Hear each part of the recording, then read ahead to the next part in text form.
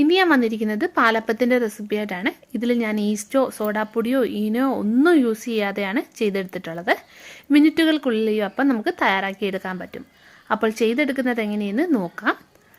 അപ്പം തയ്യാറാക്കാനായിട്ട് ഇവിടെ അരി കുതിർത്തെടുത്തിട്ടുണ്ട്. ഇത് ഓവർനൈറ്റ് കുതിർത്തെടുത്തതാണ്. 1 കപ്പ് അരിയാണ് എടുത്തിട്ടുള്ളത്. ഇനി ഇത് നമുക്ക് മിക്സി ജാറിലേക്ക് ഇട്ട് കൊടുക്കാം. ഇനി ഇതിലേക്ക് 1/2 കപ്പ് തേങ്ങ തിരുമിയത് ചേർത്ത് കൊടുക്കാം. പിന്നെ മധുരത്തിന് ആവശ്യമായിട്ടുള്ള പഞ്ചസാര ചേർക്കാം. 3 ടേബിൾ സ്പൂൺ പഞ്ചസാരയാണ് ചേർത്ത് കൊടുത്തിട്ടുള്ളത്. നിങ്ങളുടെ മധുരത്തിനനുസരിച്ചിട്ട് വേണം പഞ്ചസാര ചേർത്ത് കൊടുക്കാൻ. ഇനി ഇത് അരച്ചെടുക്കാൻ ആവശ്യമായിട്ടുള്ള വെള്ളം കൂടി ഇതിലേക്ക് ഒഴിച്ചു കൊടുക്കാം.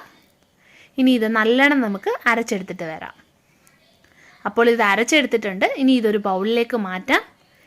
ഇനി ഇതിലേക്ക് സോഡാപ്പൊടിയോ ഈസ്റ്റോ ഒന്നും ചേർക്കുന്നില്ല. പകരം ഞാൻ ഇതിലേക്ക് 1/2 കപ്പ് ഇഡ്ലി മാവാണ് ചേർത്ത് കൊടുക്കുന്നത്. ഇത് ബാക്കി വന്ന ഇഡ്ലി മാവാണ്. ഇനി ഇത് ചേർത്തിട്ട് നല്ലോണം ഇളക്കിയെടുക്കാം. നിങ്ങൾക്ക് ദോശമാവോ ഇഡ്ലി മാവോ ഏത് വേണമെങ്കിലും ചേർക്കാവുന്നതാണ്.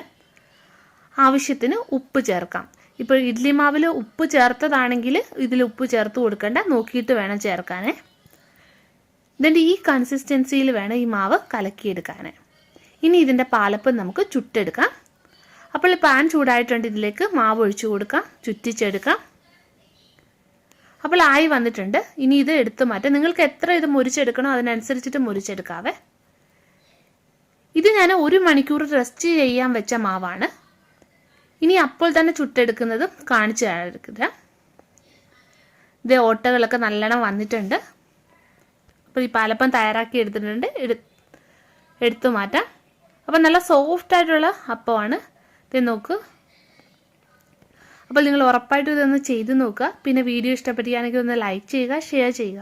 അപ്പോൾ നമുക്ക് വീണ്ടും മറ്റൊരു നല്ല റെസിപ്പിയുമായിട്ട് കാണാം.